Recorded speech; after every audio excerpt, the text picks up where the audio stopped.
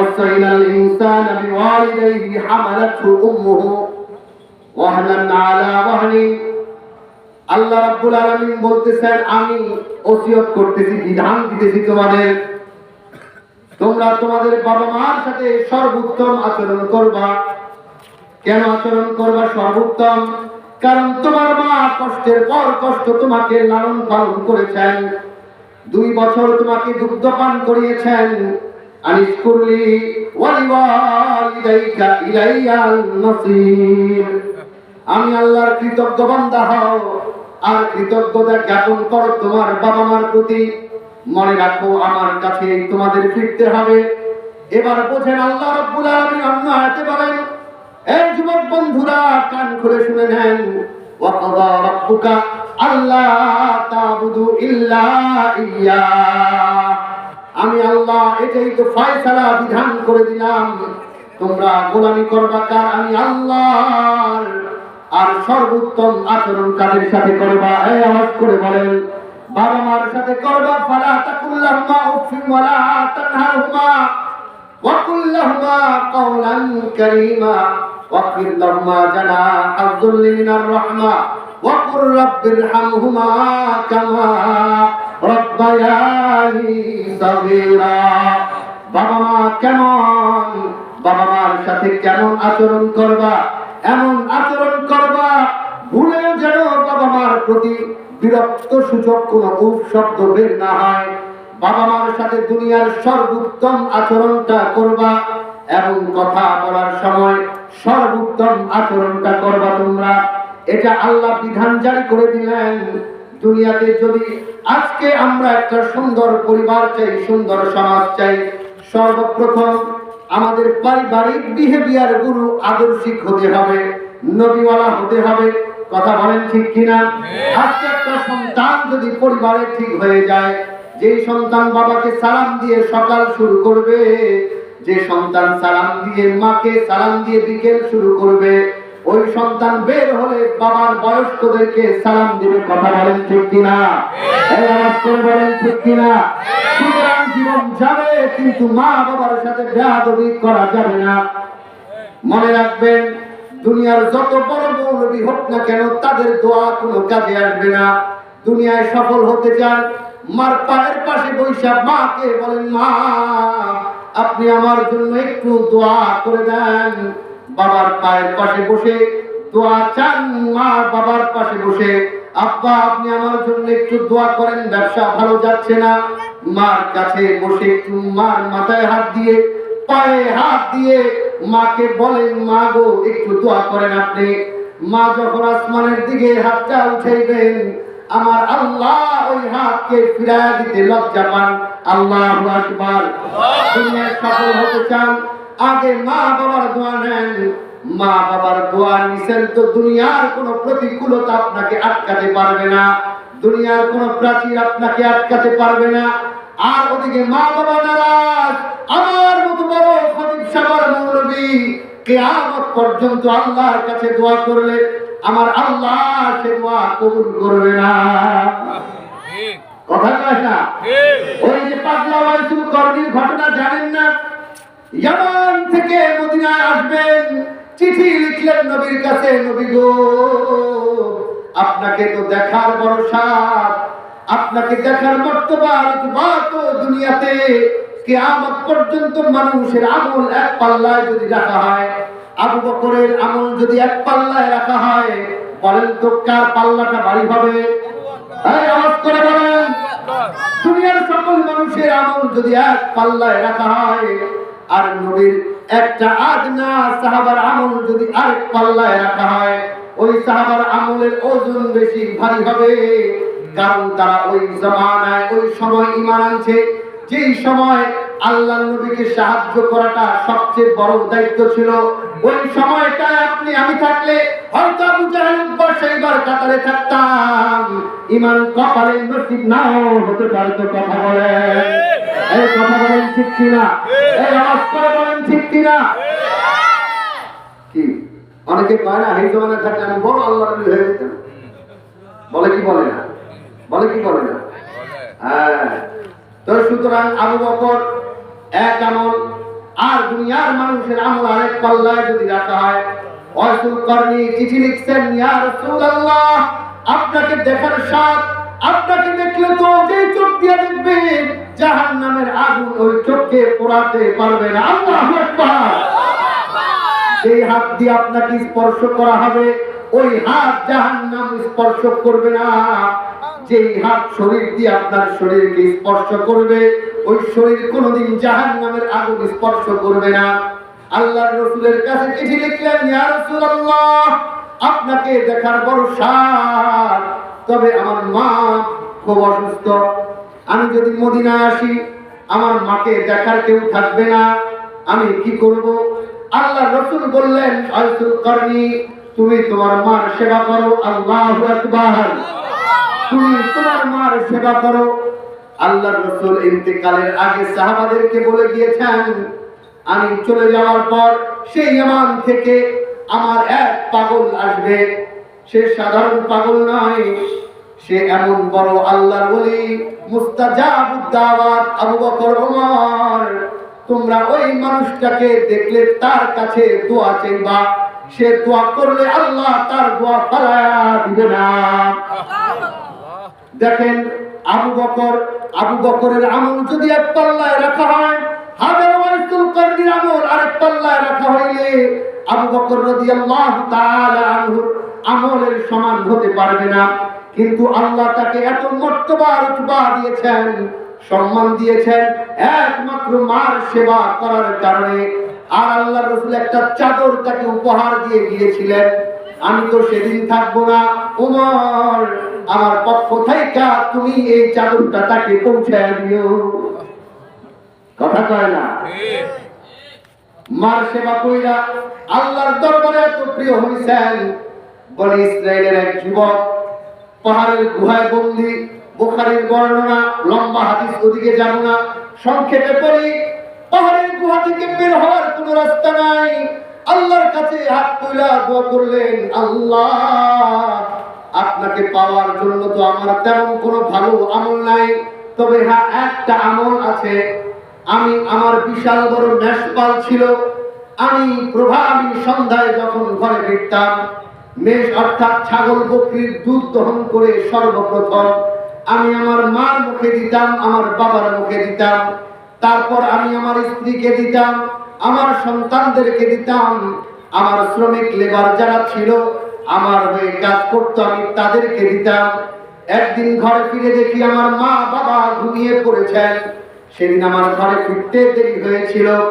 আমি দুধের পেয়ালা নিয়ে দাঁড়িয়েছিলাম, কখন মার ঘুম ভাঙবে, কখন বাবার ঘুম ভাঙবে। এতক্ষণে আমার সন্তান কান্না করতেছিল, আব্বা জান আমাদের ক্ষুধা লেগেছে, আপনি দুধ দেন, আমাদেরকে দুধ খাবো। সেদিন বলেছিলাম, ও আমার সন্তানেরা, আমি আগে আমার মার মুখে দুধ দেব, বাবার মুখে দেব, তারপর তোমাদেরকে দিব। বিবি বলতেছেন, স্বামী ক্ষুধা লেগেছে, দুধের ব্যবস্থা করেন। বিবিকে বললেন, বিবি না, আগে আমার মা বাবাকে দুধ পান করাবো। শ্রমিক লেবার কাজের মানুষটা বলতেছেন, ওয়ার্কার্স যারা ছিল তারা বলতেছেন, মালিক আপনি আমাদেরকে দুধের ব্যবস্থা করে দেন, ক্ষুধা লেগেছে। তিনি উত্তর দিয়েছিলেন, না, যতক্ষণ পর্যন্ত না আমি নিজ পেয়ালা দিয়ে মাকে দুধ পান করাবো, যতক্ষণ না বাবাকে দুধ পান করাবো, ততক্ষণ আমি কাউকে আর দুধ দেব না। মাঝরাতে ঘুম ভাঙার পর দেখলেন মা সন্তান মাথায় দাঁড়িয়ে রয়েছে, শিয়রে দাঁড়িয়ে আছে। সন্তান আমার, কেন দাঁড়িয়ে আছো? সন্তান কেঁদে বললেন, মা আমি তো সারা জীবন আমি বিকাল বিকাল ফিরে আমি আপনাদেরকে নিজ হাতে দুধ পান করাতাম, আজকে আমি ব্যস্ততায় পড়ে গিয়েছি গো মা, এসে দেখি আপনারা ঘুমিয়ে আছেন। আমি চাই নাই যে হাত দিয়ে জীবনে আমি সবার আগে আপনাদেরকে দুধ পান করাইছি, এই হাত দিয়ে আপনাদের আগে আমি অন্য কাউকে দুধ পান করাই। আল্লাহর কাছে খুশি হয়ে আল্লাহর কাছে মা মধ্য রজনীতে হাত তুলে দোয়া করছেন, আল্লাহ আপনি আমার এই সন্তানকে কবুল করে নেন, আমার সন্তানের জীবনে বারাকা দান করেন। আল্লাহর কাছে বলেন, আল্লাহ ওই রাত্রির আমলটা যদি আপনার কাছে পছন্দ হয়, আপনি আমাকে মাফ করে গুহা থেকে বাইর হওয়ার সুযোগ করে দেন। সাথে সাথে গুহার পাথরটা আল্লাহ সরায়া দিছেন। মা বাবা বড় দামি জিনিস, হারায় গেলে পাইবেন না, হারায় গেলে সারা জীবন খুঁজলেও পাইবেন না। যেদিন হারায় যাইব সেদিন বুঝবেন মা কে ছিল, বাবা কে ছিল। সুতরাং তাদেরকে খুশি করে দেন, দুনিয়া জান্নাত হবে। বড় মাছটা এনে মা বাবাকে আগে খাওয়ান, তারপর বিবিদেরকে দেন, সন্তানদেরকে দেন। মাছের বড় মাথাটা নিজে কাটা বাইছা বাইছা বাবার মুখে দেন। আপনি ভুইলা যাইবেন না, এই বাবা আপনারে হাতটা ধইরা বাজারে নিয়ে যেত। আপনি বলতেন বাবা এটা খাবো ওটা খাবো, 1000 বার বলার পরও বাবা বিরক্ত হতেন না। সাধ্য অনুযায়ী পছন্দের জিনিসটা আপনাকে দিতেন কি দেন নাই? বাবারা বলেন, এই যারা বাবা হয়েছেন বলেন দিতেন কি দেন নাই? আজকে বাবার জীবন শেষ প্রান্তে, ওয়াকুর রাব্বির হামহুমা কামা রাব্বায়ানি সাগীরা। আল্লাহর কাছে দোয়া করেন, আল্লাহ আজকে বাবা মা এমন অবস্থায়, আপনি তাদের উপর এমন দয়া করেন যেমন দয়া তারা শৈশবে আমাদের উপরে করেছিল। তাদের জন্য দোয়া করেন। বাজার থেকে আঙুরগুলো এনে ধুয়ে পরিষ্কার করে বাবার মুখে দেন। যতদিন বিছানায় বাবা পড়ে থাকে তার মলমূত্র পরিষ্কার করার জন্য কাজের মানুষ হায়ার করবেন না। মনে রাখবেন আপনি কতবার তার সিনার মধ্যে পায়খানা করে দিয়েছেন, আপনি কতবার মার কোল নষ্ট করেছেন, হিসাব নাই। আজকে বাবা মা সেই জীবনে, আরে ভাই আমি তো আপনাদেরই সন্তান, আমার চোখের দেখা কত মানুষের জীবনী আজকে তারা দামি দালান কোঠায় ঘুমায়, কিন্তু মা কোনোদিন সেই দালান দেখা যায় নাই। তারা একটা ডেরার ভেতরে ফেলে রেখেছে। আছে না নাই? কথা কম, এই কথা বলেন, আছে না নাই? মনে রাখো একদিন এই দালান থাইকা আল্লাহ তোমাকেও বিতাড়িত করে দিবেন। এমনি নয় সেমনি কেমনি যে আল্লাহ বিতাড়িত করবেন। আমার আল্লাহ বড় কৌশল অবলম্বনকারী। ওয়ামাকারু ওয়ামাকারাল্লাহ ওয়াল্লাহু খায়রুল মাকিরিন।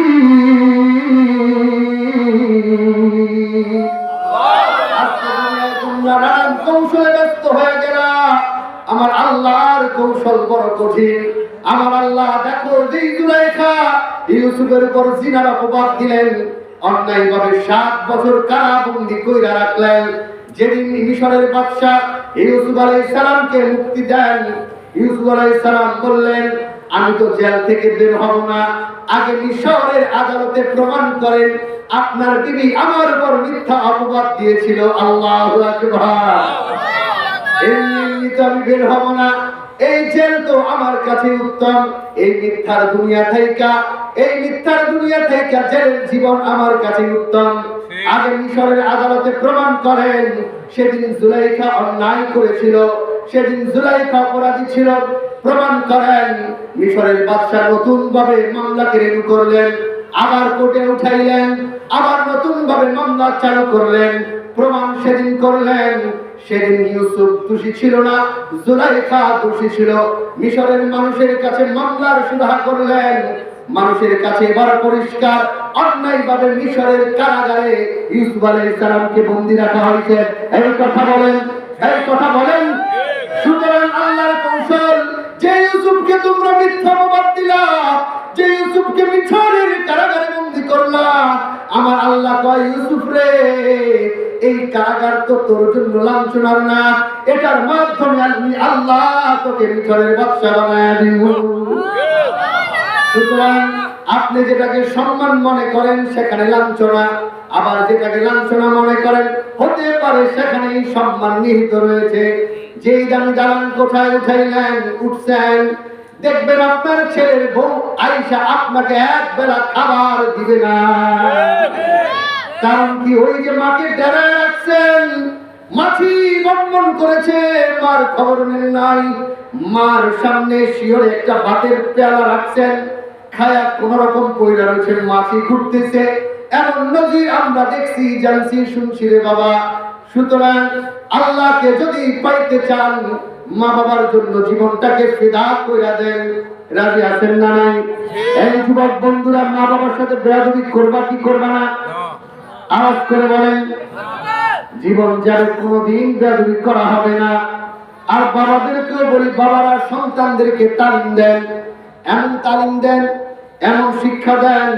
আমি করবেন না আমার মাথায় টুপি নেই, আমার তো খেয়াল নিয়ে এনে তুলছি পরে আবার ভিডিও কাটপাট করে ওই যে মুক্তি পড়ার দিন আমাদের টুপি ছাড়া পরে কেন কি করবো না?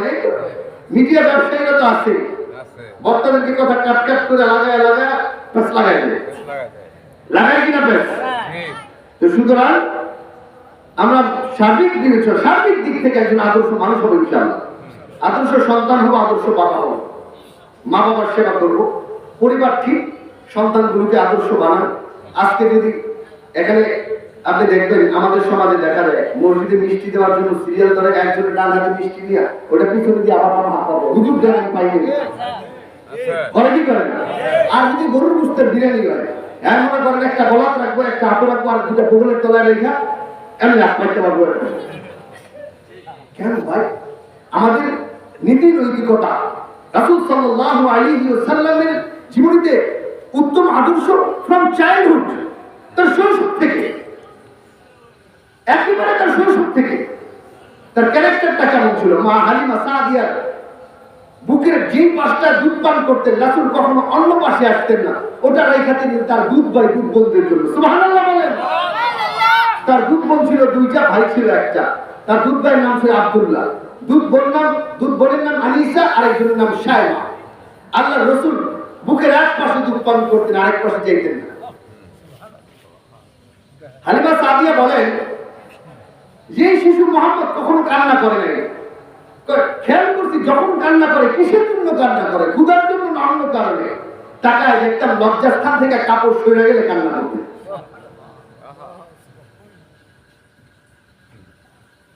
আমাদের রাসূল সাল্লাল্লাহু আলাইহি ওয়াসাল্লাম 6 বছর বয়সে মার সাথে আলু পটল পেঁয়াজ কাটতেন। 6 বছর বয়সে তো মাকে হারাইছেন। চাচার সাথে ব্যবসায় যেতেন 7-8 বছর বয়স থেকে, আবু তালেবের সাথে, আব্দুল মুত্তালিবের সাথে বাণিজ্যে যেতেন, হেল্প করতেন, খাইতেন পেটকে 3 ভাগ করে শৈশব থেকে। 1 ভাগ পানি, আরেক ভাগ খালি, আরেক ভাগে খাবার রাখতেন। আর আমরা খাবার পাইলে দাওয়াত দিয়ে, আরে হুজুর মানুষ আমরা এটা আমি খায়া কই খাওয়ার পর তো মিষ্টি খাও, শুনো দই মিষ্টি খাও, এটা আমি খাই। কিন্তু খাবারের সুন্নত যে পেটকে 3 ভাগে, 1 ভাগ খালি, 1 ভাগ পানি, আরেক ভাগ খাবার, এই সুন্নত কই না। এটা আমি আটকায়া ভাই মিষ্টি খাও। আমরা যদি প্রথম সুন্নত মানি, প্রথম সুন্নতটা যদি আমরা মানি, তাহলে মিষ্টি খোঁজার সময় আছে? কথা বল না। না, রাসূল সাল্লাল্লাহু আলাইহি ওয়াসাল্লাম জীবনটাকে দেখিয়ে দিয়েছেন কিভাবে আমাদের জীবনকে সাজাতে হবে। আপনি জাপানে যদি যান, জাপানি শিশুদেরকে দেখবেন, ওরা খুব সিভিলাইজড, ওয়েল ম্যানার্ড, ওরা খুব, ওদের ডিসিপ্লিন, ইন্টারনাল ডিসিপ্লিন যেটাকে বলা, ভেতর থেকে কাজ করে। এটা পৃথিবীর কেউ না দেখুক, আমাকে দেখে কে? আল্লাহ। আর আমরা করবো কি? কিছুটা বুঝা দেখুন, সভাপতি সেক্রেটারি মঞ্জা বাসি আস্তে করে মসজিদের কোনো ফালাই, ঠিক আছে, আস্তে করে কোনায় ফালাই মসজিদে করার একটা কলা খায়া টিলাটা ফালাই দিলাম, আরেকজন মানুষ হুজুর খেয়া পড়ছে, কোনো খোঁজ খবর নেই। অথচ রাস্তা থেকে কষ্টদার জিনিস সরানো পার্ট অফ ঈমান। ইসলামের সৌন্দর্য এটা। রাস্তায় কখনো আল্লাহর রাসূল নিজে কোনো আবর্জনা দেখলে নিজের হাতে ওটা সরায় পরিষ্কার করতেন। এটা তো আমাদের শিক্ষা, বাবা মাদের এটা নৈতিক শিক্ষা।